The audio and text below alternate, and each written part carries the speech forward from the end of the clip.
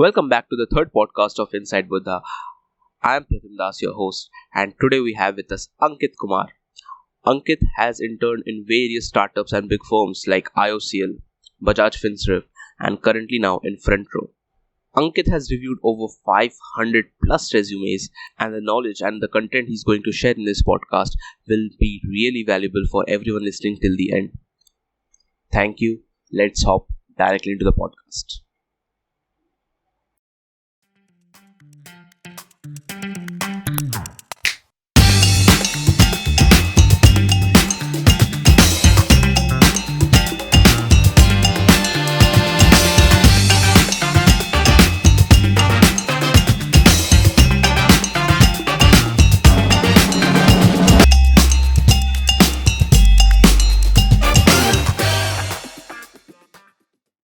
Okay, welcome Ankit. How have you been?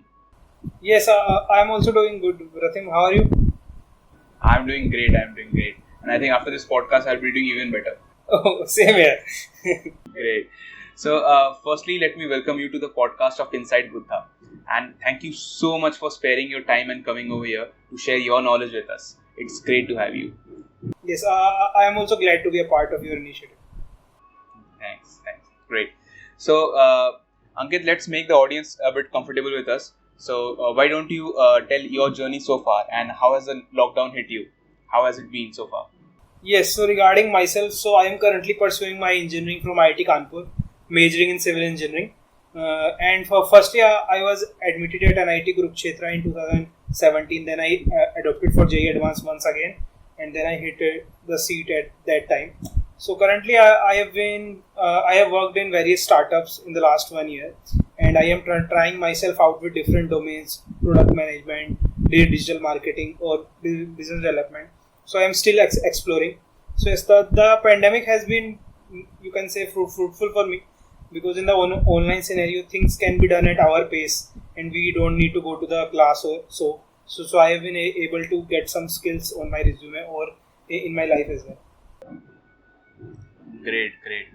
And as you also mentioned when we were having a talk that you are the department placement coordinator of your college, right? And because those who are hearing this, it may strike to them that why a student is in charge of this deemed position, but because obviously they are unaware of that, this is very common in Tier 1 and some of the Tier 2 colleges. So can you just share a bit like how it works and why it is not possible in the other colleges and why it is possible in your colleges? Yes, so regarding the teams or any clubs or councils at IITK or even any Tier 1 college, so here generally students take all the initiative to work along in any clubs, in any festival teams or any student placement office. Like in the student placement office, we are fully responsible for interacting with the companies and taking them on board, and also managing the students accordingly from end to end. Like we need to approach the companies from basic, and we also need to take care of the fact that students will be joining the company. Those are selected according to the company deadlines and so on. So regarding this scenario, this isn't or possible, or this is less possible in the colleges that are at a, you can say, working at a zonal level or at a state level or a district level, because the hierarchy model there works, you can say. The teachers are having more power, so they take care of the fact, like if the students are also involved in the student placement team, they need to take every bit of permission from the teacher in charge. So there is an issue in that cycle, and in all the other parts as well, like for the functioning of club or festival teams. Like for example, I have been also a part of 𝗥𝗲𝗃𝗁, the annual technical festival of IIT Kanpur. So there also the students themselves take care of everything from end to end. So yes, that's a bit of, you can say, strange thing in other colleges. Exactly. And I think after this explanation, many will have a clarity that what is it really possible, because maximum didn't knew that this was happening. And also one more thing, just can you share like is there any voting process of being selected the department placement coordinator, or it is just by the any your HODs or any higher placement authorities? Yes, so this is also a new thing. Like we are selected by the overall placement coordinators. So for the student placement office team at IITK, they follow a process like we have around six to seven overall placement coordinators, and then they have a team of departmental placement coordinators and assistant coordinators. So we are basically nominated, or we are basically selected by the overall placement coordinators, and they themselves are selected by the previous overall placement coordinators in the previous tenure. So yes, teachers don't have any play, don't have any role in selecting the students who will be taking care of the charges in this tenure. Okay, great. That's great. And let's talk about you a little bit more. And because you recently took an initiative to view like 500 resumes, and I'm not even thinking of the number that the hard work you have put in through there. And firstly, you did an amazing job out there, and let me congratulate for that for you.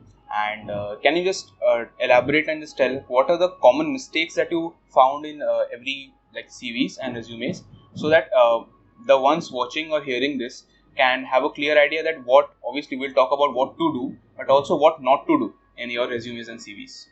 Yes, so since I have reviewed a lot of resumes in the past couple of weeks, so one thing I have clearly noticed is the fact that students are not aware of the difference between a CV and a resume. So they clearly present their CV while you are being asked to show your resume. Because generally a resume is of a length of pages vary from 1 or 2 pages. It should not be greater than a length of 2 pages. And if you are having an experience of less than 5 years, so you need to restrict everything to a 1-page resume only. So there were many of the resumes, like majority of the resumes were not able to follow these guidelines. Apart from this fact, also many resumes were having very much white spaces. So there are 2 types of white spaces that a recruiter generally looks at. First is intentional white space, and second is unavoidable white space. Like take for an example, if you are making a table in your resume for the academic qualifications, or you can say educational qualifications part, so the part of the table may not be filled to 100% extent, but that is an unavoidable white space that is being created. But on the other hand, some people take a different type of margins that may not be necessary, and that is counted as a intentional white space. So these are the 2 basic things that one should look while making a resume. Yes, regarding the resume part, so students need write their date of birth, or their marital status, or their address in their resume. So there is no need to write that. Also, there is no need to write about your professional summary or your profile in the beginning itself. You need to write your points, or you need to describe yourself in the words of your work done in the internships and in the project. So you need not write any type of my profile or my summary part in the beginning of the resume. Okay, that's great. And one more, that is personal doubt of mine only, that because I have talked to many students and they have a similar doubt, that do we need to use I, or do we need to address the person that ourselves as he or she? So do you need to use I or he or she? Yes, so generally while making a resume, we need to write everything in points and not use any paragraph. So how we distinguish a point from a paragraph is by, you can say, if you are using 3 lines in a point, then it will be termed as a paragraph. So you need to start every point or every line with the second form of verb. So you will not be using I or he or she. So if I need to write like I lead a team of this much individuals for a festival, so I will only be writing led and built a team of 20 plus individuals. So I will not be using I, he or she. Great. Because also many resumes I have come across, because we can see it in profiles. I've seen written them I everywhere. So I think that is a fault also. Yeah, great. And okay, then I think the mistakes that you have pointed out, I think the ones hearing, they will keep that in mind and avoid doing it. Okay, so let's move on to the next topic. That's can you share little light on ATS? Because many know why it is used, but many don't know how and what are the criteria that it takes under in need to filter the resumes. So can you just share a bit about it? Yes, so regarding the ATS resume part, so you can say like the top 500 companies that are mentioned in the Fortune list. So around 95% may be using the ATS tracker if you are applying through opening on the portal itself. So generally people think like ATS resume is a bit different, or quite different from a general resume. But it is not the fact regarding that. So you need to change your resume according to the ATS thing. So it takes various factors. Like you need not mention your major details on the header and footer of the page. Next, you need to use relevant keywords from the job description that is attached with the job role you are applying for. Also, you need to clearly mention your technical skills according to the job requirement that they are looking for. So there is not you can say a foolproof mechanism through which you can get a ATS resume, but you need to make changes in your current resume so that it is also applicable for the ATS tracker. And also it is very important, you need to write everything on your resume in bulleted points, because if you are writing things in paragraph, it may not be tracked by the ATS scanner. Great. And can you just share a little bit more, like if someone has already prepared a resume, okay, and how he or she can, I think there's an ATS score, right? If I'm not wrong, there's an ATS score every company keep a track of. So how someone can surpass that, because for any company they receive thousands and thousands of resumes, okay, but the mail comes to only selected few hundred. So how someone that has already prepared an ATS, how he or she can make changes or improvement in that?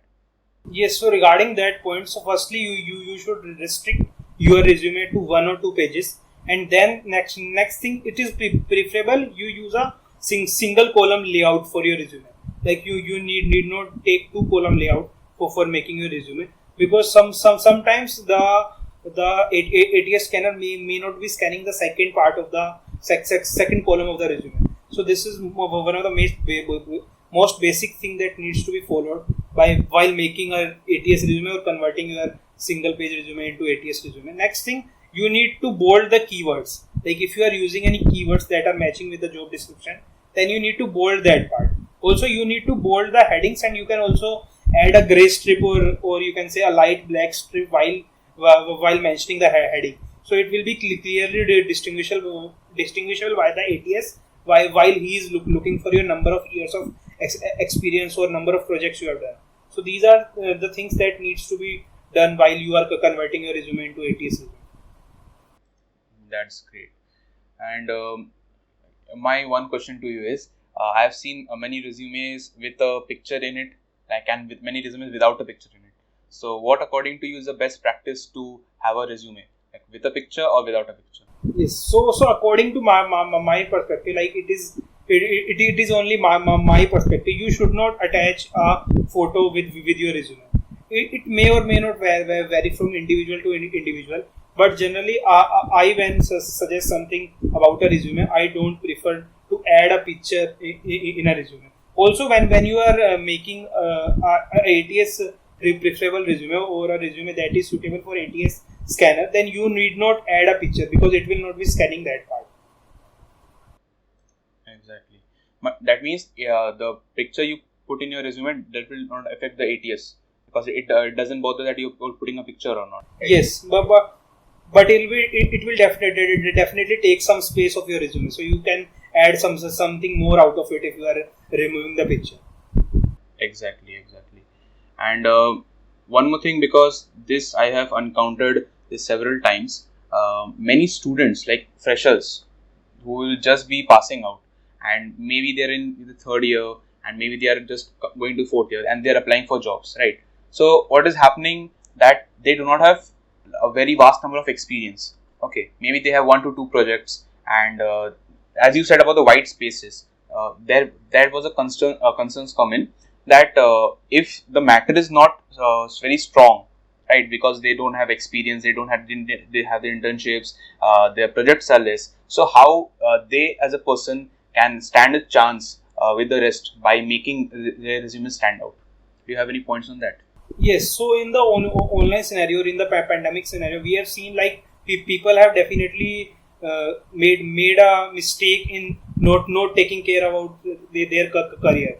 So you need to think along the lines, like if you are not having any internship or any project in your resume that is associated with your college course or any industrial experience, so you can definitely go with doing any self projects. Like I have seen many resume where people have analyzed data related to COVID, and they have presented some results.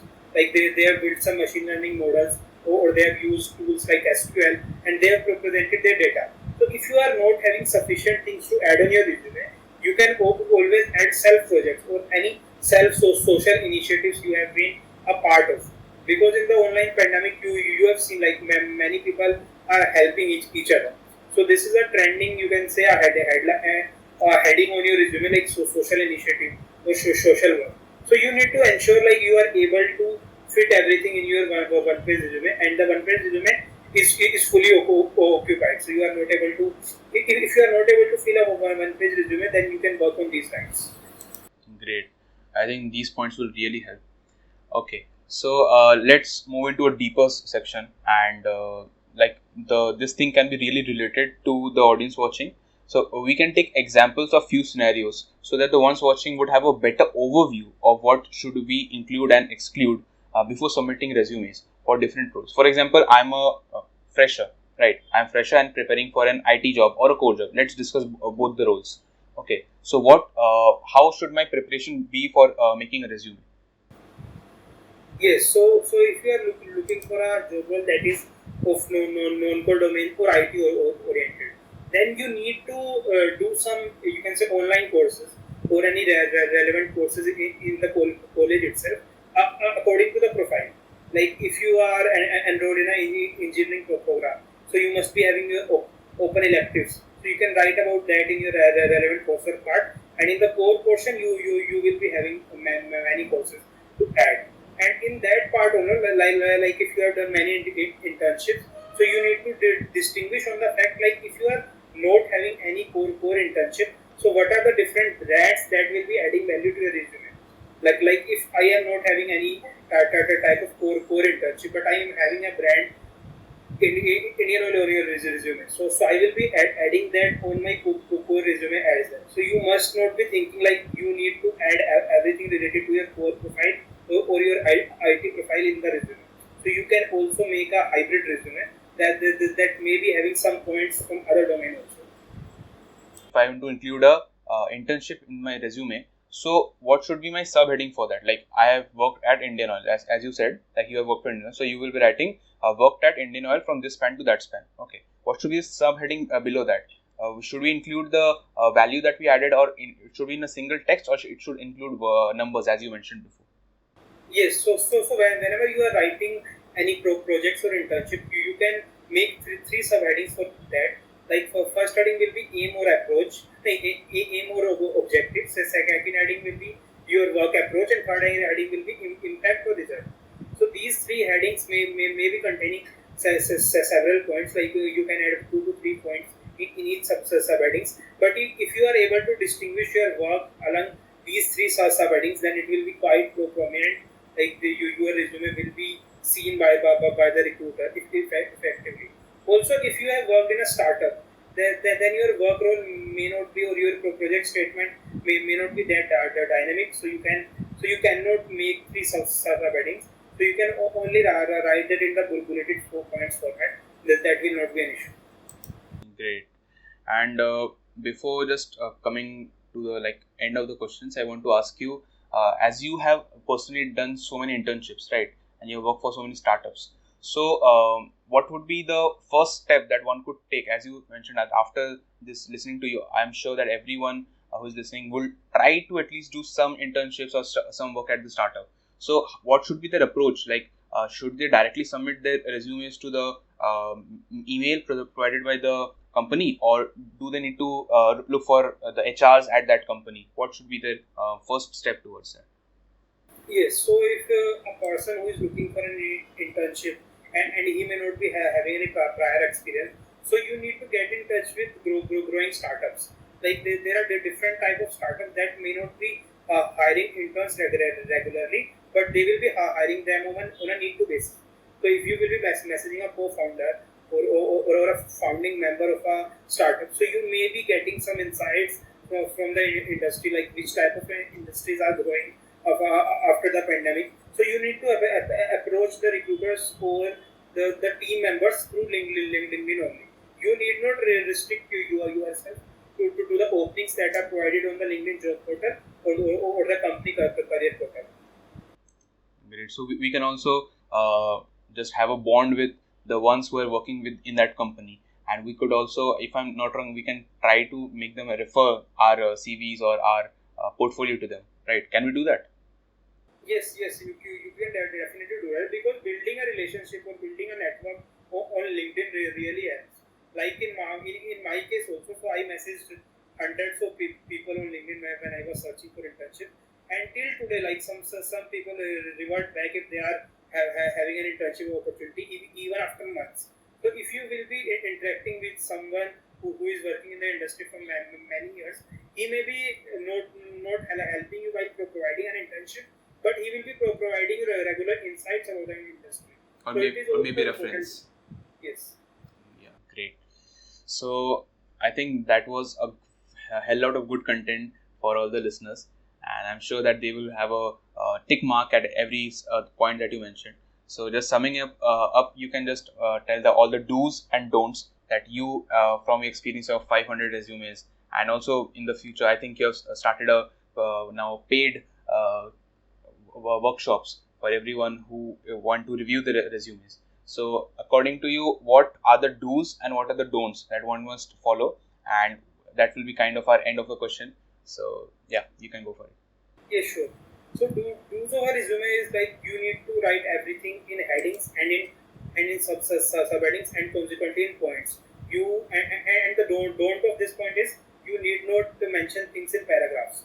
Regarding the headings part, so some headings need to be mentioned in your resume, like headings called as academic qualifications, work experience or professional experience, key projects, then relevant coursework, and then position of responsibility.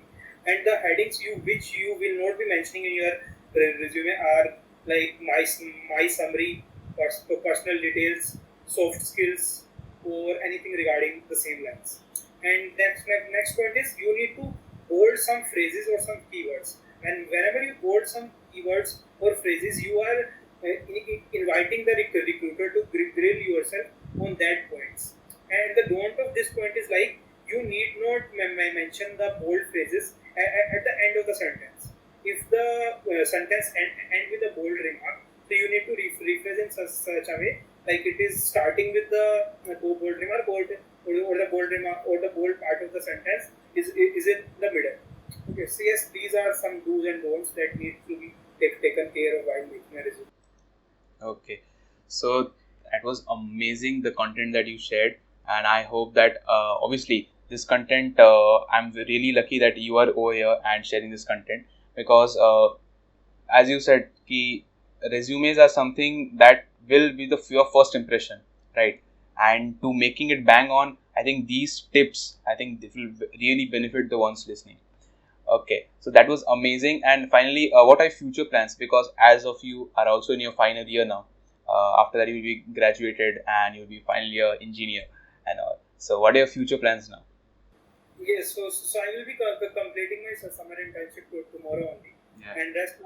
So I will be sitting for the coming placements this year, and then we will be thinking along the same lines. Like in a long run, so I wanted to grow myself more and build something on my own.